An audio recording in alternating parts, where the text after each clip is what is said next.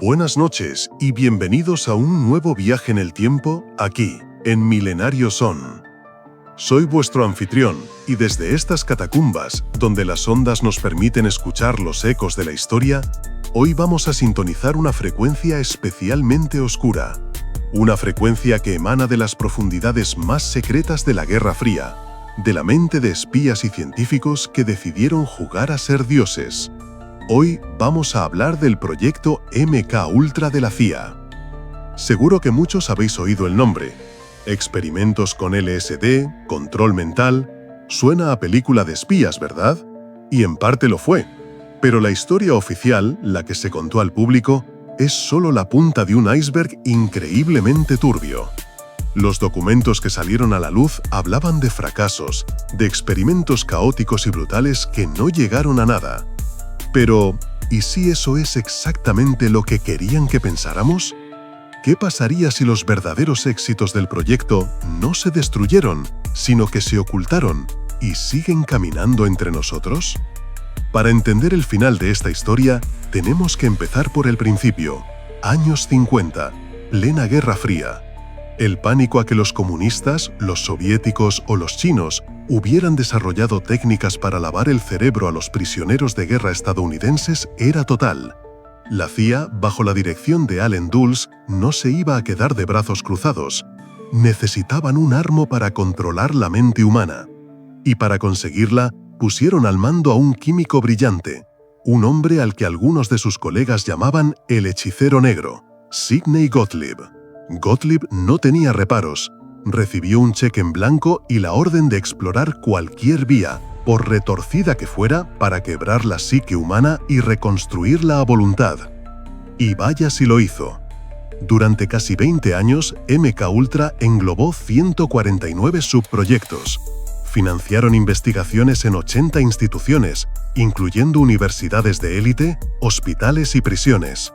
Usaron hipnosis, terapia de electroshock a niveles demenciales, privación sensorial, abusos psicológicos, sexuales y drogas, muchísimas drogas. La joya de la corona era el LSD. Agentes de la CIA, sin que sus propios colegas lo supieran, se dosificaban unos a otros. En la llamada Operación Clímax de Medianoche, montaron burdeles en Nueva York y San Francisco. Contrataban a prostitutas para que atrajeran a hombres a pisos francos. Allí, detrás de un falso espejo, agentes de la CIA observaban y tomaban notas mientras los clientes eran drogados con LSD sin su conocimiento. Querían ver si el ácido podía hacerles soltar sus secretos. Un pequeño chascarrillo del destino. Parece que lo único que consiguieron fue un montón de señores confusos y muy asustados. La mayoría de estos experimentos fueron un desastre chapucero y cruel. El caso más conocido es el de Frank Olson, un científico del ejército al que le metieron LSD en la bebida. 9 días después, caía desde la ventana de un 13º piso. La CIA lo llamó suicidio. Su familia siempre ha mantenido que fue un asesinato. Y aquí es donde la historia oficial termina.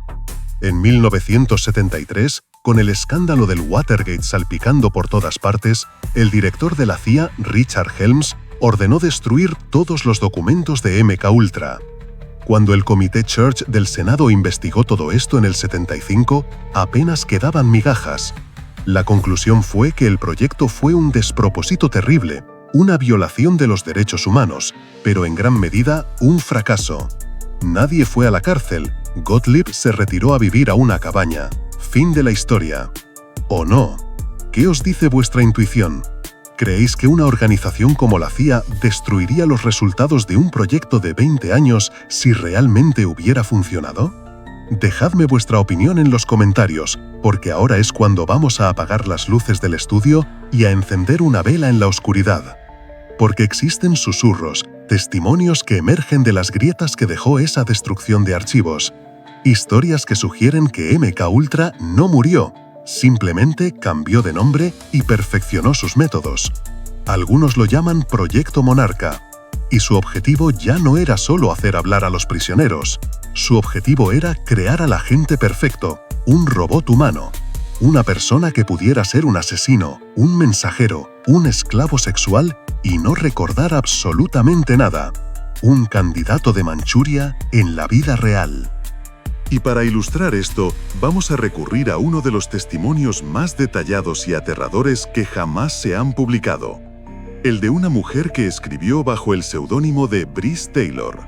Su historia, si es cierta, no solo demuestra que el control mental funcionó, sino que alcanzó las esferas más altas del poder mundial. Según el testimonio de Brice, ella fue programada desde su nacimiento, el 20 de enero de 1951, para coincidir con la toma de posesión presidencial.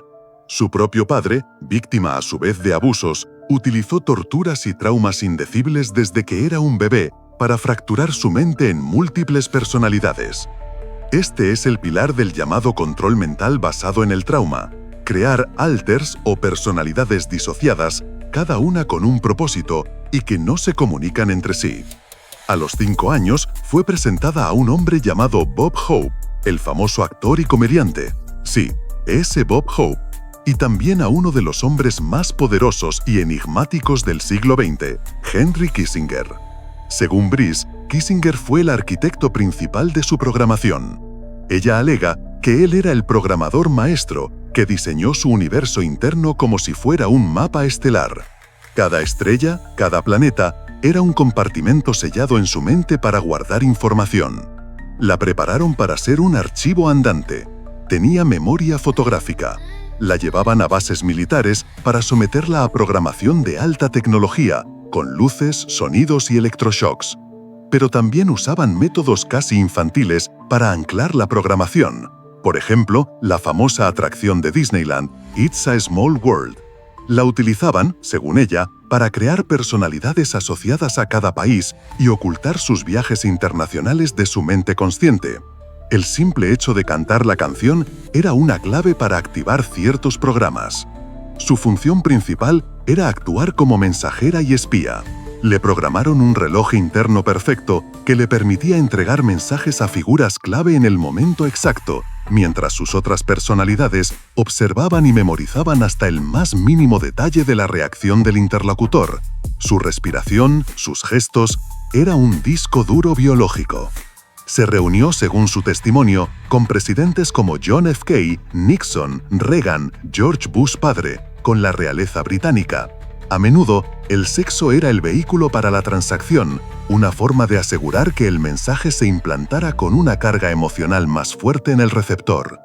En su libro, detalla cómo le insertaban información sobre la Reserva Federal y los mercados de valores para realizar blanqueo de dinero encubierto. Nombres como Alan Greenspan aparecen en su relato. El nivel de detalle es abrumador.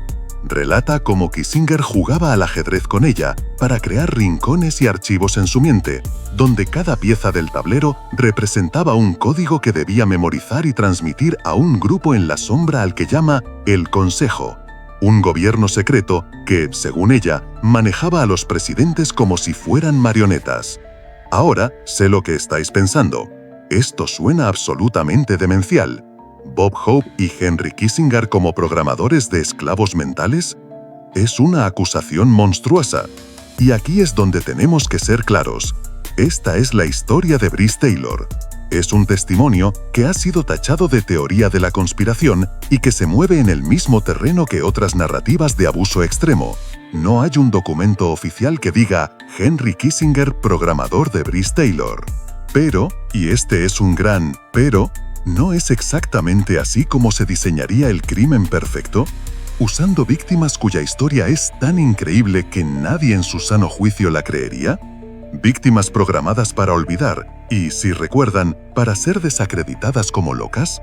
De hecho, la propia CIA ayudó a financiar la creación de la Fundación del Síndrome de la Falsa Memoria, en los años 90, una organización que promovía la idea de que los terapeutas podían implantar falsos recuerdos de abusos en sus pacientes. Conveniente, ¿no? La historia de Brice no es única. Otra mujer, Cathy O'Brien, relata una experiencia casi idéntica de esclavitud y abuso bajo el Proyecto Monarca, implicando a otras figuras de alto nivel. ¿Son todo invenciones? ¿Fantasías? ¿O son los testimonios de los éxitos que nunca debieron salir a la luz? ¿Qué conocimiento se obtuvo realmente con MK Ultra? Quizá nunca perfeccionaron un suero de la verdad o un rayo de control mental como en los cómics. Quizá el verdadero conocimiento que obtuvieron fue mucho más oscuro. Descubrieron exactamente los límites de la crueldad humana. Descubrieron exactamente qué resortes hay que tocar, cuánto dolor, cuánta droga y cuánto trauma hacen falta para romper un espíritu humano en 1000 pedazos. Y aprendieron a construir algo nuevo con esos fragmentos. ¿Hasta dónde se extendieron estas investigaciones? Si creemos a estos testimonios, llegaron a la Casa Blanca, al Pentágono, a Hollywood, a las altas finanzas. Y los verdaderos conejillos de Indias no fueron solo vagabundos en San Francisco o prisioneros anónimos. Fueron niños, nacidos y criados para convertirse en herramientas, en los secretos más guardados de la élite. Personas cuya propia mente se convirtió en su jaula. La pregunta final, la que os dejo para que os persiga esta noche es: si esta tecnología existía en los años 60 y 70, aunque fuera de forma rudimentaria y brutal, ¿cómo de sofisticada podría ser hoy? Vivimos en un mundo de sobrecarga informativa, de operaciones psicológicas a través de las redes sociales, de algoritmos que nos conocen mejor que nosotros mismos. Quizá los métodos han cambiado y el electroshock ha sido reemplazado por un scroll infinito. La historia de MK Ultra nos enseña que cuando el poder no tiene límites y el miedo es la excusa, la capacidad humana para la oscuridad es infinita. Los archivos pueden ser quemados, pero los ecos permanecen. Y aquí, en Milenarios ON, siempre estaremos escuchando. Muchas gracias por habernos acompañado en este oscuro pasadillo de la historia. Si el viaje te ha parecido interesante, no olvides suscribirte y activar las notificaciones para no perderte nuestra próxima expedición. Te esperamos en la siguiente onda temporal. Descansad, si podéis.